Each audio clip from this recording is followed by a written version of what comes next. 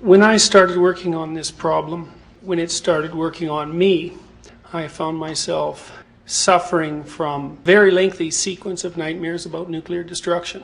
Associated with that was a sense of amazement that a dream that was that awful could reflect a reality that could be that awful. And an additional amazement at the fact that despite the production of thousands and tens of thousands of weapons of unimaginable destruction and the qualitative change in human capacity that represented, that people could go about their day-to-day lives without acting as if anything fundamental whatsoever had changed. Now, I've never really been able to figure out why that disturbed me so much when it seemed to not disturb to any profound degree most of the people I knew. I probably spent my whole life trying to understand what evil was and, more importantly, what might be done about it. One thing you can say about evil is that whatever it is, it's not bloody well academic. It's not an intellectual issue. It's an existential issue. It's not a theoretical issue. It's an issue that deals with the absolute nature of reality. I guess sometimes I think that people who go into academia to shield themselves from having to ask questions about the absolute nature of reality. Before you can dare to talk about something like evil, you should do some thinking about what it is that you're talking about, definitionally speaking. And a historian named Jeffrey Burton Russell, who wrote a detailed history of the idea of the devil in the 1980s, when such histories were strange, to say the least. He was very interested in the history, the embodiment of ideas of evil. And one of the things his work did for me was to help me clarify the distinction between two terrible things, a distinction that has to be made, and that's the distinction between tragedy and evil. And I don't think you can talk about it evil at all until you distinguish it from tragedy. The nature of human being is such that it consists of a confrontation with the bounded finite with the unbounded infinite.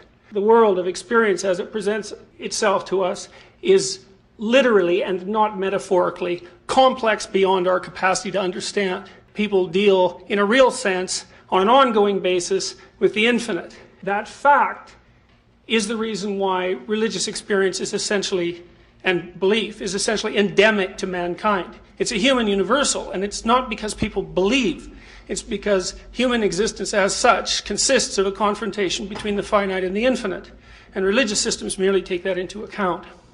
Now, our finitude in the face of the infinite has some inevitable consequences, and I would say those consequences are essentially the existential conditions of life. The finite is always overwhelmed by the infinite. It has to be, because it can't encapsulate it. That suffering is central to the nature of human existence. And suffering exists as a consequence of the consequences of our limitations. Every single person who's alive is going to die. And every single person who's alive is going to deal with serious physical illness and mental distress. They aren't suffering it directly, immediately, right now, on their own. It's almost inevitably the case that every single person who walks the earth is confronting the bare bones of reality at that level in the guise of an afflicted family member. And so the fact of our finitude is again, no academic issue. It's central to the nature of our being, and we're forced to deal with it on an ongoing basis. Insufficiency is built into human experience, and there are existential consequences to that. God is omniscient, omnipotent, and omnipresent. What does he lack? An answer is limitation. That's a riddle and an answer of unparalleled brilliance as far as I'm concerned, because I think it speaks deeply to something about the central nature of existence itself, and that is that without limitation there's no being. You can understand it in a number of different ways. In the absence of serious constraint, there can be no choice, no freedom, no existence. And I believe this to be fundamentally true, just as the fact that human being is vulnerable is fundamentally true. One of the things I was really struck by when my children were little was how perfect they were. And I believe that was the benevolence of God, in a sense. Children are tremendously difficult. They're a tremendous responsibility. But they're so perfect, and they manifest that perfection in such a remarkable way that that's the payment for taking on the responsibility of bringing them into being and caring for them. And the thing about being a parent is that the vulnerability of people is made manifest to you in a way that was never the case prior to that. And it's haunting and it's beautiful, but it's also exactly right in a way. And I was thinking, well, look at my son. He's a little kid, and you got to chase after him all the time. He can get sick. People hurt him. People are going to be mean to him. He's going to be disappointed in his life. He's vulnerable, and it's a constant tragic reality that he's vulnerable. And I thought, well, okay, let's say we want to do something about that. So let's say we make him so that no one can pick on him. So you could inflate him to about 20 feet high and equip him with a metallic skeleton. And as you remove the vulnerabilities, you remove the thing you love. And then I started to understand more deeply that vulnerability was a precondition for human being, and that was a desirable precondition, because the things about human existence that are wonderful and remarkable are so integrally tied up with vulnerability that they're actually inextricable. The Jewish commentary, what the infinite lacks is the finite, is a more abstract way of getting at the same thing. If you could do absolutely anything you wanted at any point, and be anywhere you wanted, and be anything you wanted, and if there was nothing that was out of your reach, there would be nothing to do, because you'd be everything at once. And when you're everything at once, which is, at least in principle, the position of God, there's no story, and there's no being, and there's something about being that is a story, and without limitation, there's no story. So then the question starts to become, with regards to consideration of human vulnerability, is there a way to conduct your life in such a manner that the intrinsic vulnerability that characterizes your life is rendered not only acceptable but desirable? And to me, that's the central question of existence. And I tell you, get that wrong, you're on the wrong track. And if you're on the wrong track, man, you are in one terrible place. Humans are vulnerable, and that's tragic. But if tragedy is the price that we pay for existence, then so be it, if existence is justifiable. And so tragedy itself, which is merely a revelation of our vulnerability, can't be regarded as evil. It's a condition of existence. And so it's necessary to distinguish the tragic conditions of existence from evil before you can even address the problem. And I think what that means to some degree is you should not blame on the relationship between the finite and the infinite the terrible failings of humanity that can be laid directly at the feet of human beings. So earthquakes aren't evil, and cancer isn't evil, and mental illness isn't evil, and predators aren't evil. They just are part of the way things are. But there are certain categories of human action that are definitely outside the parameters of mere tragedy, and those are the things we really have to get a handle on. Evil for me is differentiated from tragedy by its lack of necessity and its voluntarism. It's a tenet, I think, of modern materialistic thought. There are social or material causes for actions, and it's an extraordinarily useful theory. But I think one of the unfortunate consequences of that is that we've tended to write off much of human misbehavior and attribute it to, say, insufficiencies in material conditions, which it's not an acceptable theory. There are all sorts of human cultures that were characterized by virtually complete absence of material luxury, well-being, whose cultures were highly functional and highly moral. To describe the propensity towards misbehavior as a consequence of economic inequality is entirely beside the point. Evil is more pernicious than that which is generated, for example, by social inequality. It's actually, although this is a terrifying thought in some ways, it's more appropriate to consider it a form of demonically warped aesthetic. And I'll give you a couple of examples of what I mean by that. For example, because the manifestation of this warped aesthetic makes itself apparent under certain conditions. So, for example, I think it made itself apparent in the imagination of the first politician who coined the acronym MAD, or Mutual Assured Destruction. That's an aesthetic of evil. To make a joke of a situation that catastrophic indicates the kind of malevolence that lurks behind the fact that such a condition exists. The motto on the gates of Auschwitz, I believe, in the Second World War, "Work will make you free." That's another manifestation of the aesthetic of evil. It's a terrible, terrible, ironic joke. It's instructive to meditate on what sort of imagination would have the arrogance to tell such a terrible joke. The concentration camps are classic examples of evil, and I think by analyzing at least certain kinds of events that occurred within them, it's easier to get a clear idea of what evil constitutes. And one of the stories that's always haunted me, I guess, is the prison guards in Auschwitz would take the prisoners who were already stripped of their dignity and, to whatever degree possible, their identity, and their culture and their language and their status as valuable beings, and yet that wasn't sufficient. They needed to be tortured in addition to that before they were killed. And the torture often consisted of self-evidently counterproductive work, a situation that also frequently characterized activity in the Soviet Gulag Archipelago, where perhaps 60 million people met their death. A typical Auschwitz example was the requirement for prisoners to carry 100-pound sacks of wet salt from one side of the compound and then back again. Now that's evil as far as I'm concerned, and you have to think about it from an aesthetic perspective, in a sense, because it's a celebration of horror. And it's a conscious attempt to violate the conditions that make life itself tolerable. And it's aimed at dehumanization, destruction of the ideal, and at an even deeper level, revenge against the conditions of existence itself. I've tried to understand the developmental pathway that leads to acts like that.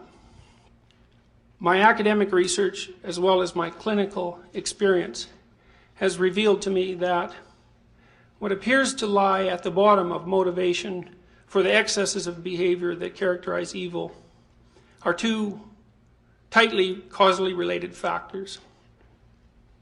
One, arrogance, another, resentment. Both of those are tied up with the vulnerability of human beings in the face of the infinite, but tied up with something more profound as well, because sexual selection among human beings has been a primary force of evolutionary development, and sexual selection in human beings is primarily conducted by women. Twice as many of your relatives were women as men, and that means that women are more frequently reproductively successful than men, and that they reject most men. And the rejection of a man for reproductive purposes by a woman is the most serious form of rejection that's possible from an evolutionary point of view, because the judgment is that, well, you might be nice enough to talk to, but you're sure not fit to have your genes propagate into the next generation. A predator is not evil, it's just a predator. The fact of a predator, like a wolf, might be a tragedy for the rabbit, but you can't be assuming that the wolf is evil merely because it wants to eat the rabbit. But with the dawning of self-consciousness, there seems to be the emergence of a moral sense that's essentially unique to human beings, and that has something to do with our capacity to reflect upon the mechanisms of our action, and then for some reason to be able to modify those actions and to choose which ones to implement into the future. In the future, we don't understand that, and you can even deny, if you'd like, that the phenomena of free choice exists, but our culture is essentially predicated on the notion that it does exist, and in the absence of evidence that it doesn't, I'm going to take the easy way out and assume that it does. Otherwise, things fall apart, and they fall apart badly. Part of the cost is separation from the pure and unadulterated flow of animal life, and I believe that people suffer from that absence of flow continually. The advantage they gain from it is that they can plan for the future, but the disadvantage is that they're calculating and cold and separated from their own instinctual resources. The developmental dependency of a human infant is so extreme that women are cursed to rely on men for protection when they're at their most vulnerable. The closest a human being could ever get to direct confrontation with the absolute unknown was to look up at the night sky. Because the night sky, especially when it's sprinkled with stars, confronts you directly with the fact of the infinite. And to make the presupposition that God resides in the infinite, and you're having a direct experience of the infinite at that moment, is not a primitive notion. It's a very intelligent and creative hypothesis. And so the notion that God occupies the sky, the day sky being equally as impressive as the night sky, is not a primitive hypothesis. It's a reflection of the nature of a certain kind of human experience. You burn something and you send the smoke up. God gets a crack at determining the quality of your offering, the quality of your sacrifice. Let's be perfectly clear about this. If your sacrifices aren't first rate, the nature of your relationship with the infinite is going to suffer dreadfully. If you talk to people and they reveal to you their unnecessary suffering, it's very straightforward to look behind what it is that they have to say. They'll tell you the poor decisions they made in their lives and the opportunities that they didn't take and the chances that they didn't have enough courage to grasp and the sacrifices they failed to make. There's nothing mysterious about it. And their own experiences teach them full well that they pathologize the relationship they have with the nature of reality. Well, that's a terrible thing. Because if things are going from bad to worse for you, and you're playing a causal role in it, there's nothing more horrible than that someone can do to you, but reveal to you in a way that you can't deny that you're entirely complicit in your own demise. There are two essential patterns of reaction to the self-conscious, vulnerable conditions of existence. And one is humble approach to infinity with determined attempts to make the appropriate sacrifices. The other is arrogance, resentment, the keeping of everything good for oneself, and the degeneration of the soul into something that's homicidally murderous. Murder promotes revenge, and revenge destroys societies. The motivation that drives the commission of the worst human atrocities is an inevitable social consequence of the refusal of the self-conscious individual to make the sacrifices appropriate to establishing a harmonious life, and their consequent degeneration into a kind of murderous and resentment-filled rage, propagating endlessly through its variations in society until everything comes to an end. Solzhenitsyn said in his Nobel Prize accepting speech, "A single person who stops lying can bring down a tyranny," which is a stunning thing to say, but I would also say something that's been amply demonstrated in the 20th century, because we have historical examples of people who did precisely that. Gandhi did it, Václav Havel did it, Nelson Mandela did it. Solzhenitsyn's Gulag Archipelago was definitely one of the axe blows that brought down the Soviet Union. A stunning achievement for a person who started writing that book by memorizing it when he was a concentration camp victim this far away from starvation. It shows you, as clearly as anything possibly can, how powerful the human spirit can be if it's willing to take on the obligation of its relationship with the divine. And also how terrible things can become if the responsibility of that burden is not shouldered. Now, it's no wonder, as far as I can tell, that people don't think this way, because thinking this way it's catastrophic in a way, because the burden it places on the individual is so extreme that it's almost unbearable. But there's a lot more to people than meets the eye.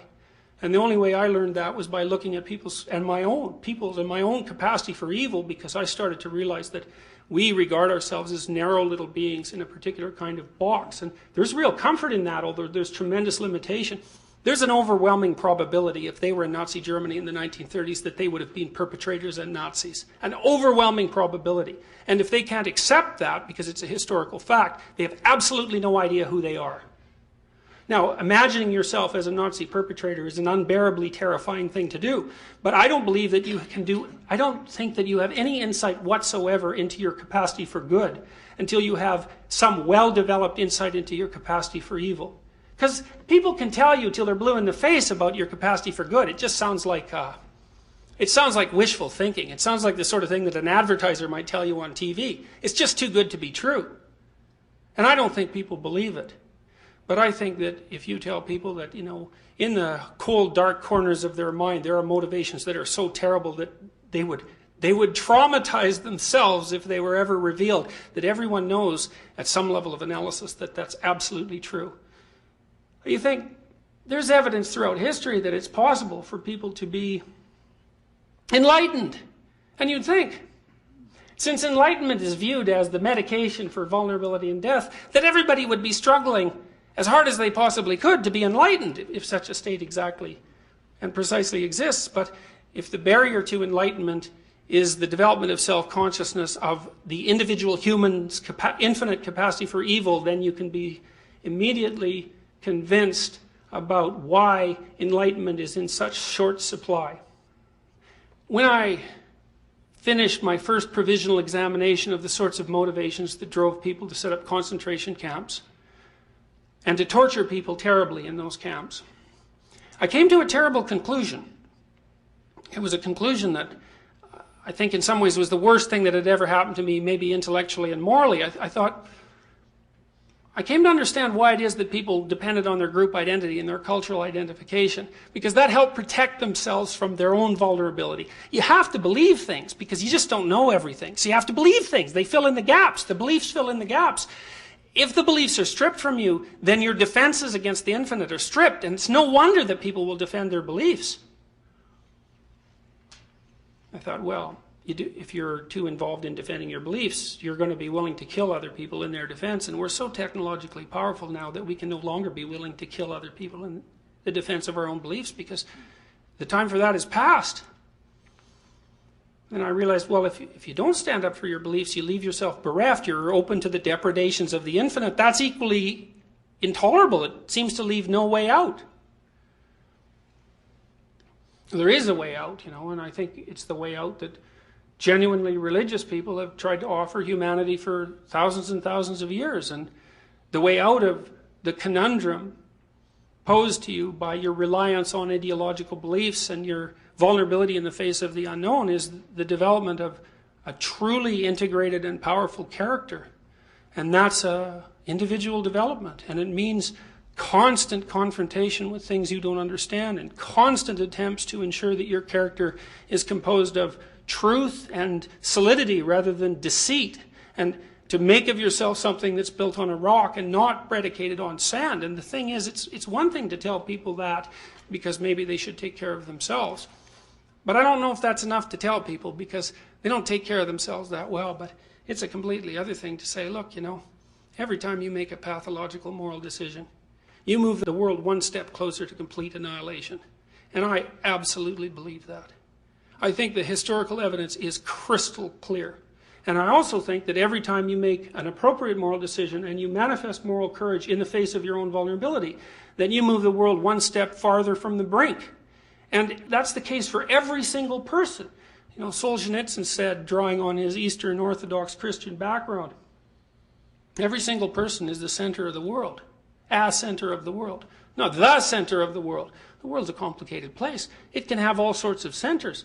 It's hard to believe that you might be one of them, but everything about human existence is hard to believe. The fact that it's here at all is hard to believe. The nature of it's hard to believe.